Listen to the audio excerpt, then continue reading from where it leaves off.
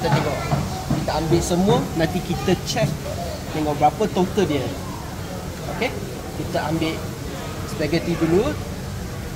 2 jenis. Dia dah tulis harga dia semua kat sini ada tulis.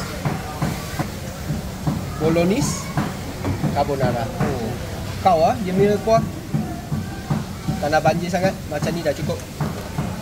Okey, spaghetti 2 jenis dah cukup. Ini wajib lah kan, chicken chop. Fried chicken dia.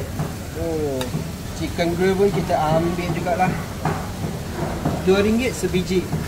Kita ambil 2 biji. Dah penuh dah ni. Saya letak atas pasta lah.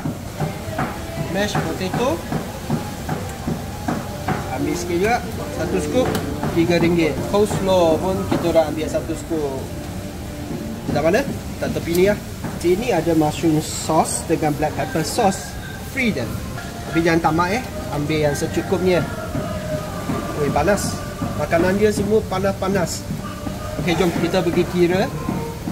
Tengok berapa ringgit hari ni. Kak nak kira berapa ringgit hari ni? RM35.